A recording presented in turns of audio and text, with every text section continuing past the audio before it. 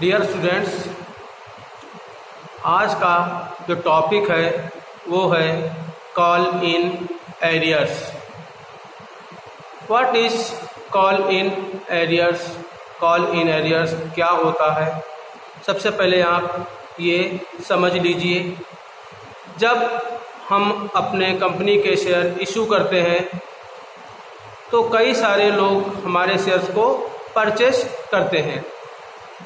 उसके बाद कोई एक शेयर होल्डर्स हमें जो हम लोग इंस्टॉलमेंट मांगते हैं, जैसे application, allotment, first call, final call, तो उसमें से कोई एक इंस्टॉलमेंट नहीं देता है। जैसे अलॉटमेंट नहीं दिया, या फर्स्ट कॉल नहीं दी, या फाइनल कॉल नहीं दी, या तीनों नहीं दिए, कुछ भी हो सकता है। तो इसको कहते हैं call in arrears. That is called call in arrears. अब आपको बता दें हम कि अगर कॉल इन एरियर्स पर जो इंटरेस्ट मिलता है वो मिलता है 10%, लेकिन इंटरेस्ट कैलकुलेट करना आपके सिलेबस में नहीं है। केवल 1 मार्क क्वेश्चन के लिए आप पढ़ सकते हैं। आपको मालूम होना चाहिए कि कॉल इन एरियर्स पर रेट ऑफ इंटरेस्ट कितना होता है। तो आपका जो कॉल इन एरियर्स पर जो रेट ऑफ इंटरेस्ट है वो है 10%। अब कॉल इन एरियर्स के क्वेश्चन को हम किस तरह से सॉल्व करेंगे वो आपको हम अभी एक्सप्लेन कर रहे हैं। क्वेश्चन है, C limited issued 15,000 share of 100 each at a premium of 5%। यानी 100 रुपये का शेयर है और उसने 5% प्रीमियम पर इशू किया है। That means the total cost of share is equal to 105। Share हो गया 105 रुपये का। Payment were to be made as follows: 25 on application है, 45 ऑन अलॉटमेंट है, 35 on first and final call है। अब इसमें ये रिटर्न नहीं है कि जो प्रीमियम है वो कहाँ पर हम मांग रहे हैं। तो मैंने आपको लास्ट वीडियो में बता चुके हैं कि अगर कहीं लिखा ना हो तो प्रीमियम हम कहाँ पर मांगते हैं, तो हम उसको अलॉटमेंट में शो करेंगे, यानी एंट्री नंबर 3 में शो करेंगे। ठीक, उसके बाद the application were 40,000 were received. हमको जो एप्लीकेशन मिली है वो मिली है 14,000, 14,000। हमने इशू किए थे 15,000। जब हम इशू ज़्यादा करते हैं और एप्लीकेशंस हमारे पास कम आती हैं तो उसको हम कहते हैं अंडर सब्सक्रिप्शन। और अब जो भी एंट्री पास करेंगे वो केवल हम 14,000 करेंगे, 15,000 से नहीं करेंगे। क्यों? क्योंकि अगर मान लो हमारे पास क्लास में 50 बच्चे हैं, 50 बच्चों की जगह है और बच्चे 40 ही एडिशन लेते हैं, तो जो फीस मिलेगी स्कूल को वो केवल 40 बच्चों से मिलेगी, 50 बच्चों से नहीं मिलेगी। तो इसी तरह से हमने इशू किए हैं 15,000 शेयर, लेकिन हमारे जो पब्लिक ने खरीदे हैं वो केवल 14,000, 14,000 से खरीदे हैं। तो जो हमें पैसे मिलेंगे वो केवल 14,000 से ही मिलेंगे। तो जो भी हम अमाउंट कैलकुलेट करेंगे वो करेंगे बाय द 14,000। उसके बाद लिखा है all the were accepted, all the money was duly received. सारी अमाउंट मिल गई except the first and final call on 200 shares. यानी एक शेयर होल्डर्स है जिसके पास 200 शेयर थे, उसने में फर्स्ट एंड फाइनल कॉल हमको नहीं दी है। तो जो फर्स्ट एंड फाइनल कॉल है उसमें हम क्या करेंगे, कॉल इन एरियर्स को शो करेंगे। अब कॉल इन एरियर्स को शो करने के 2 तरीके होते हैं। एक इन होता है कि कॉल इन एरियर्स को शो करना, दूसरा होता है उसको शो नहीं करना।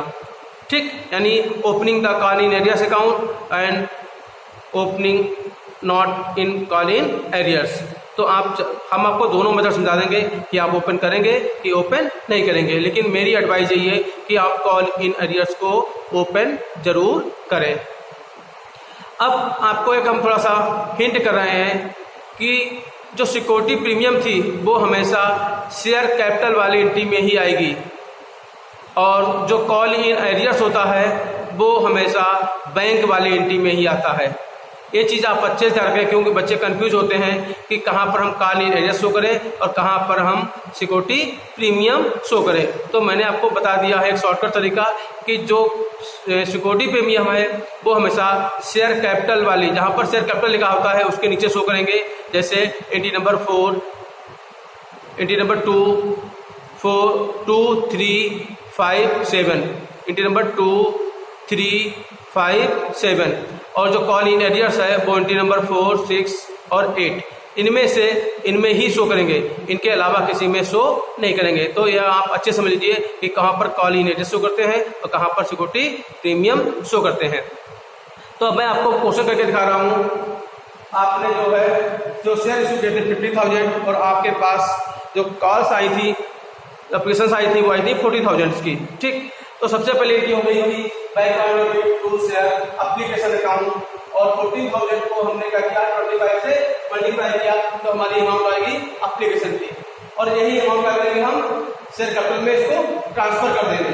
तो यही अमाउंट सेल हो गई share application account to share capital account.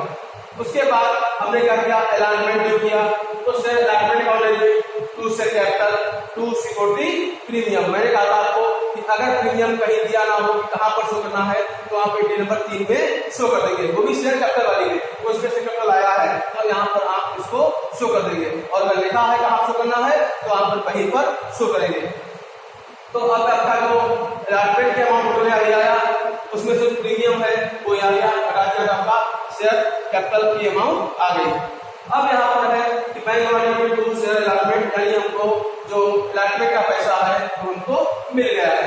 अब हम फर्स्ट कॉल जो करेंगे तो share first call account to share capital 14,000 को हमने फर्स्ट कॉल की अमाउंट से मल्टीप्लाई कर दिया तो आपका क्या आता है 4,20,000। अब यहाँ पर आता है कॉल इन एरियर्स, तो यहाँ पर हमने दो चीजें हैं, एक में कॉल इन एरियर्स को शो किया है और दूसरी में कॉल इन एरियर्स को शो नहीं किया है। How can calculate bank account call in arrears account to share first call. हमको फर्स्ट कॉल का 4,90,000 रुपये मिला था तो हमने यहाँ पर लिख दिया। उसके बाद हमको 200 शेयर्स है, 35 की फर्स्ट कॉल है, ये आपका जो है मल्टीप्लाई किया था 7,000 रुपये, ये हमको अब नहीं मिलेगा तो हमने कॉल इन एरियर्स कर दिया, और इसके टोटल से इस अमाउंट को क्या करेंगे माइनस करेंगे तो हमारा आ जाएगा बैंक अकाउंट। ठीक, यानी हो गया कॉल इन एरियर्स को शो करना।